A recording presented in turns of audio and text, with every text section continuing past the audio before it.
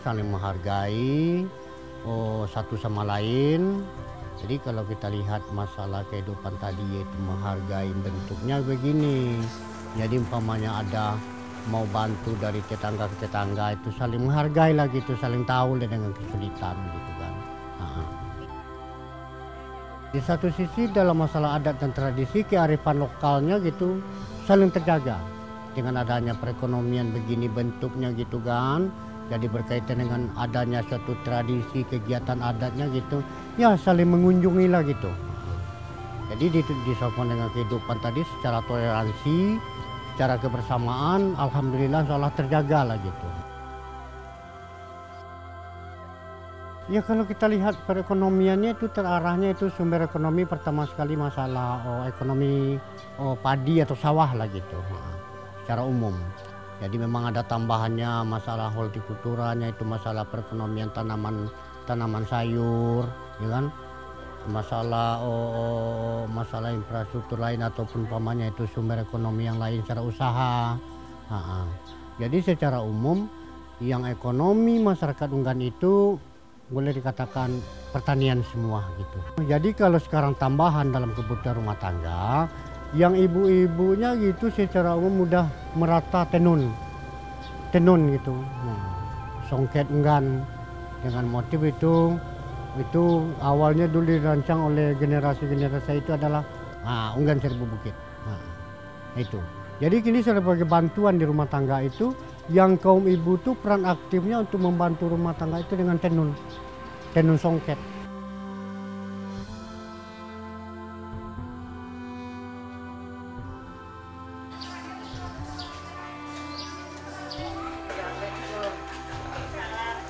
Ya Unggan ini termasuk status Nagari Tuo. Kenapa demikian?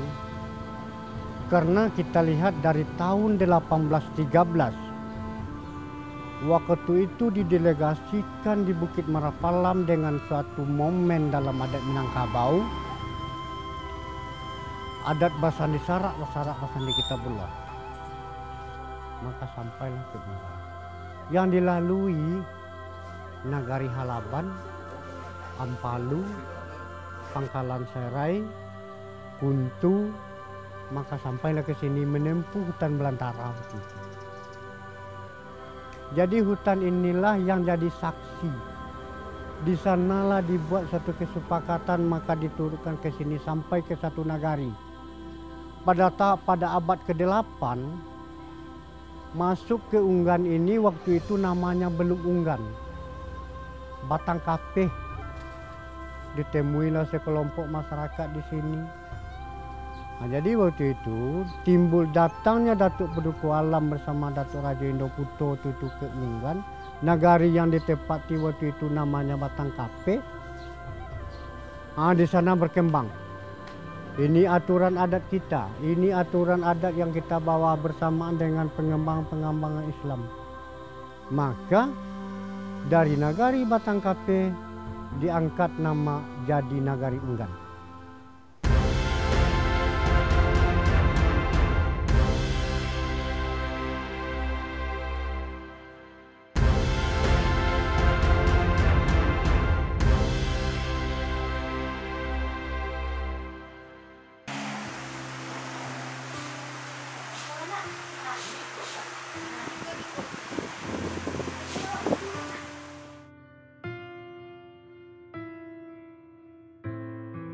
Tenun di Kabupaten Seunjung ini merupakan salah satu produk kebanggaan kita karena dia berasal dari budaya masyarakat yang sudah dikembangkan kembali dari tahun 2007.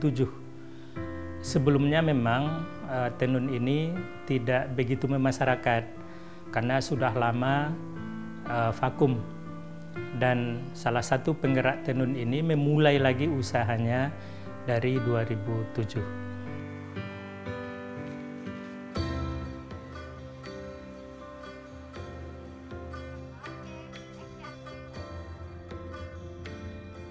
Nah, tenun Unggan ini dinamakan tenun Unggan dari Seunjung karena memang yang menggerakkannya kembali itu adalah seorang salah satu masyarakat pengrajin yang berasal dari Nagari Unggan. Nah, di sanalah dikembangkan kembali tenun ini pada tahun 2007 itu sampai sekarang. Nah, karena dia awalnya dikembangkan di Nagari Unggan, maka namanya tenun Unggan. Nah, tenun Unggan ini berasal dari Kabupaten Sunjung. Nah, yang membedakan tenun Unggan dengan tenun yang lain itu terkait dengan motifnya. Karena motif tenun Unggan ini digali dari corak yang ada di Kabupaten Sunjung, baik dari segi sosiologinya maupun dari segi budayanya. Nah, antara lain seperti misalnya motifnya lansek, karena Kabupaten Sunjung itu dikenal dengan Kabupaten Lansek Maneh, makanya motifnya juga ada lansek.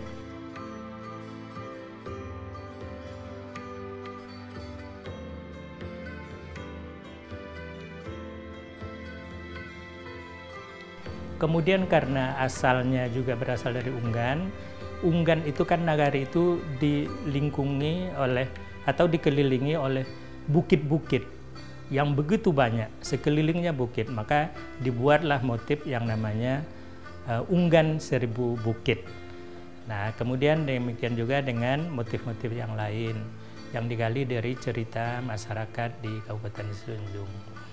Ini yang membedakan dengan tenun yang lain, apakah tenun Selungkang atau mungkin dari Koto Gadang yang ada di Bukit Tinggi.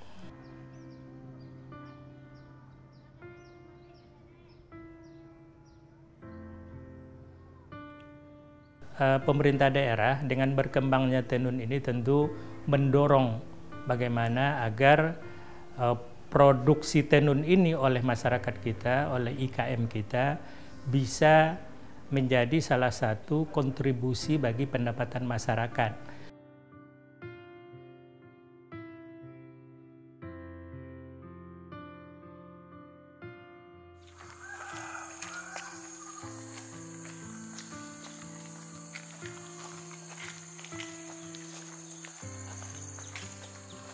Iwat, kamanda Iwat.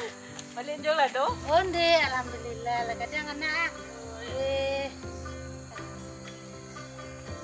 Jangan sehari di kampung pada wat. Kabar apa mau jangan? Lampu bulan ya itulah payang nih penyepi kain nak. Jangan taruh ya itulah lah. Tadi udah hujan. Ya pada awalnya kita di tahun 1993 merintis itu kain balapak panu seperti Pandai Sike.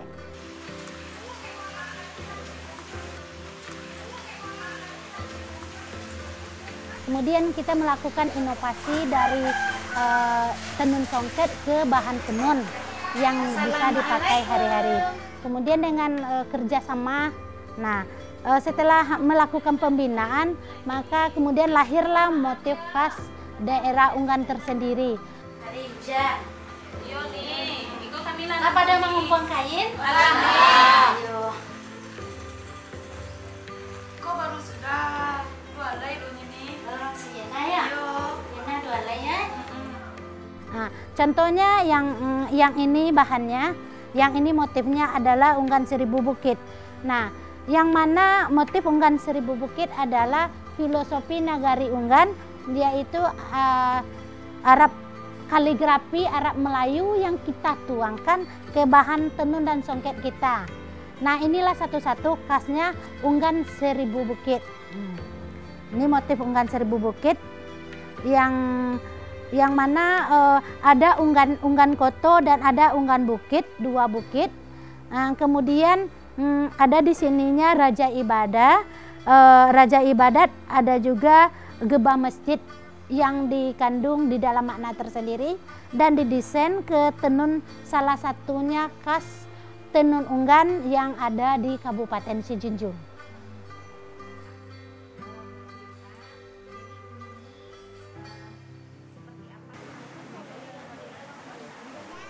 Makna tersendiri di motif khas tenun Unggan yaitu Unggan Seribu Bukit, yang mana kita Nagari Unggan terletak geografinya di lembah bukit barisan. Contohnya kita mulai dari datang masuk ke negari, masuk di Bukit Lantiak, itu adalah simbol bukit-bukit barisan yang mengelilingi negari Unggan. Nah, kemudian karena ada budaya adat istiadat yang terkandung di dalam makna tersendiri, yaitu ada tigo tungkunan tigo baselo, yaitu ada raja ibadat yang ada di Sumper Kudus, ada juga yang di Pagaruyung. Nah, kemudian dituangkan ke dalam tenun, jadi maknanya ada huruf Melayunya, ada min, nun, gen. Jadi bahasanya kaligrafi itu adalah Unggan Seribu Bukit. Nah, jadi inilah ikon daerah kami yang ada di Kabupaten Sunjung, khususnya tenun Unggan yang ada di Nagari Unggan.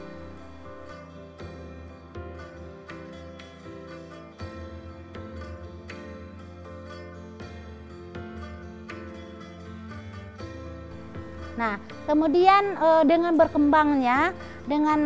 berkembangnya pasar untuk keluar kota dan keluar kabupaten dan kota-kota lain, kita melakukan inovasi.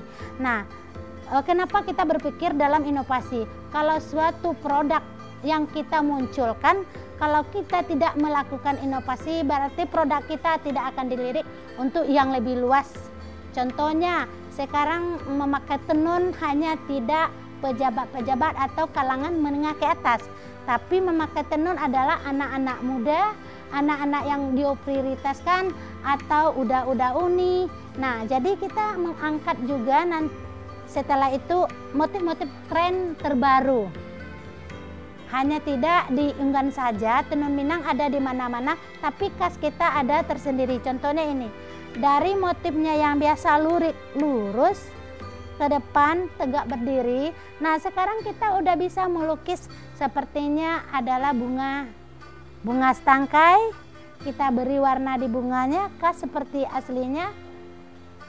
Ini tidak mudah bagi kita untuk memberikan pengarahan ke adik-adik. Berani siap nak maju kita. Kalau seandainya kita tidak mau mengikuti pasar, tidak mau mengikuti zaman, kita tidak akan dilirik.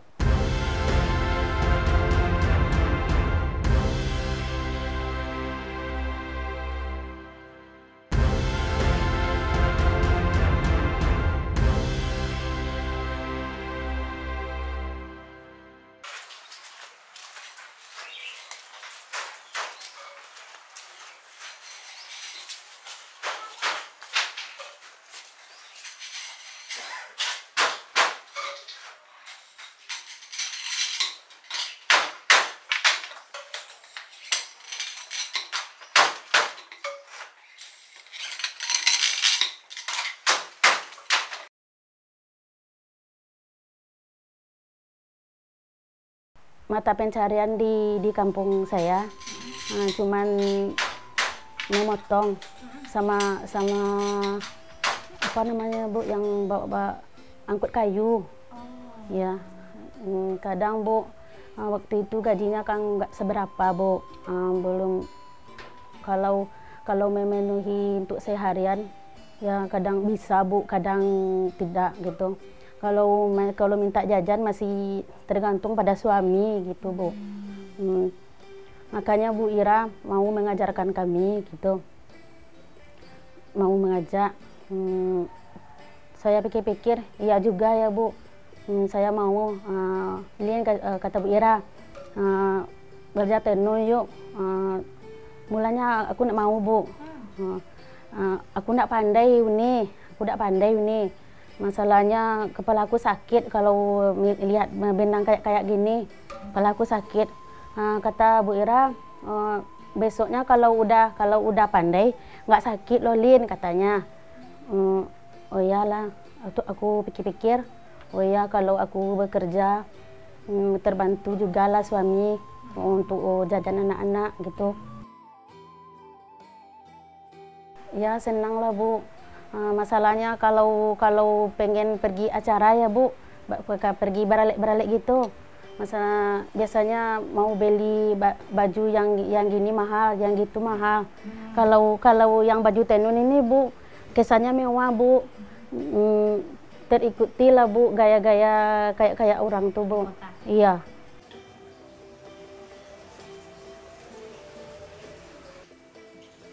Mulai belajar bertenun unggan Maret 2010. Belajar sama Uni Ira. Kenapa mau belajar tenun unggan? Kami kan hidup di kampung, tuh mata pencariannya kan bertani sulit. Makanya Uni mau mengajarkan kami, ingin merubah ekonomi keluarga kami juga demi pendidikan anak-anak kami. Setelah bisa menenun Bu, banyak perubahannya Bu. Contohnya ekonomi kita sudah terbantu Bu, anak kita sudah bisa pendidikan. Kalau sekarang kita semua pengrajin berkomitmen satu rumah itu harus ada satu sarjana Bu. Itu semua karena tenun ini Bu, karena perubahan yang dibawa oleh Uni Ira, yang disemangati, yang diajarkan oleh Uni Ira Bu. Kita tuh harus bisa membantu suami. Terkenal Bu, sangat terkenal Bu karena tenunnya Bu. Kemana-mana kita pergi Bu, keluar dari mana Nagari Unggan, oh tenun ya, iya. Senang Bu, sangat senang Bu, senang sekali.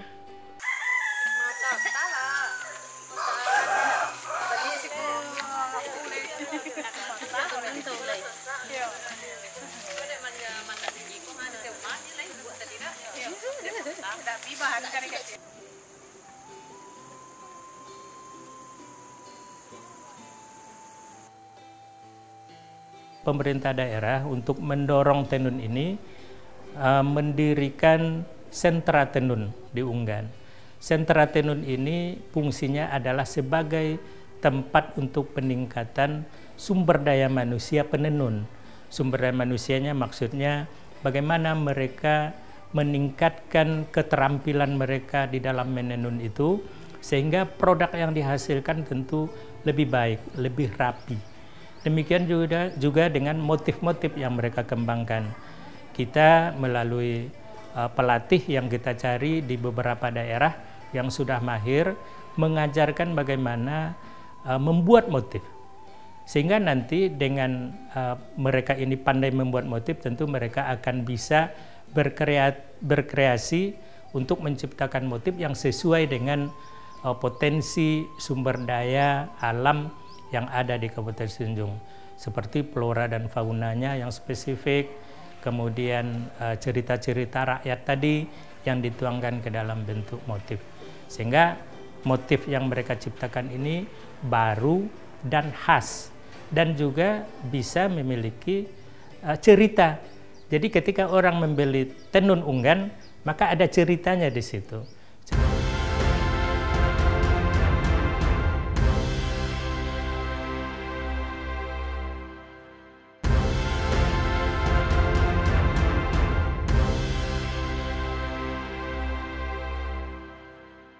Aduh, cantik-cantik, ganteng-ganteng.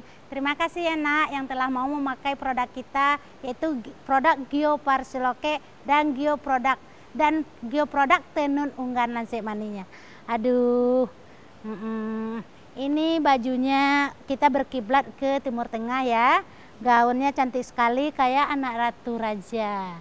Nah, jadi kalau kalian memakai itu, keluarkan jiwa senihnya, anggurnya, biar lebih nyaman dipakai. Nah, ini kan cantik sekali. Nih senyuman yang manis, tuh. Keren ya. Alhamdulillah ya. Semoga Gio Parsiloke kita dengan Gio produknya bisa berkolaborasi dan kerjasamanya. Iya.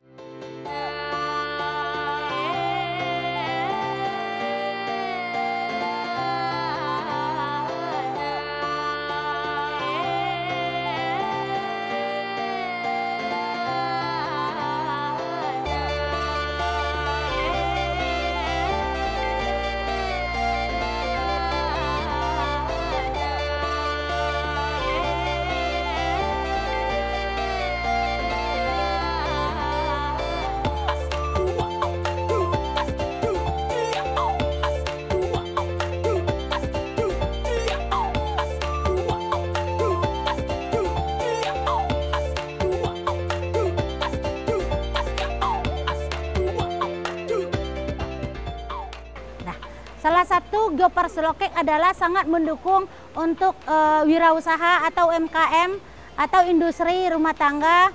Ya, salah satu adalah tenun songket unggan yang sangat diminati, yang kita kolaborasi dan menciptakan motif-motif alam yang ada di Selokek, Kabupaten Sijunjung. Nah, ada geoparknya yang di Kabupaten Sijunjung yang sangat luar biasa. Kemudian kita mengkolaborasikan dengan produk kita sendiri, yaitu geoproduk yang ada di Kabupaten Sijunjung, salah satu tenun unggan.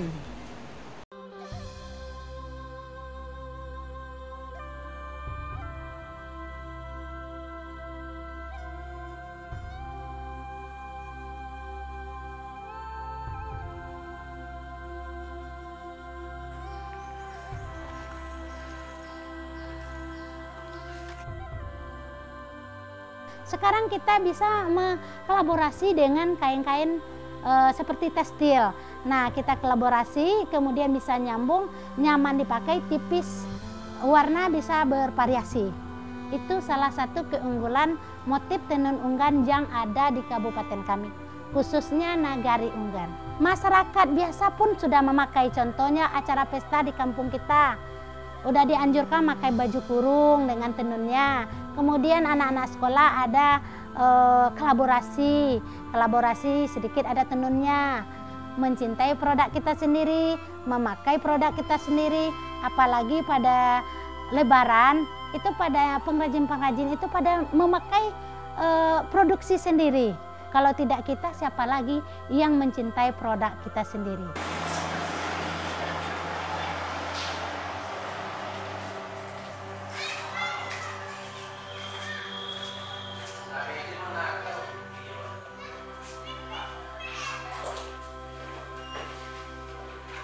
Mudah-mudahan melalui tenun ini pesona Kabupaten Sijunjung bisa sampai kemana saja dan di mana saja.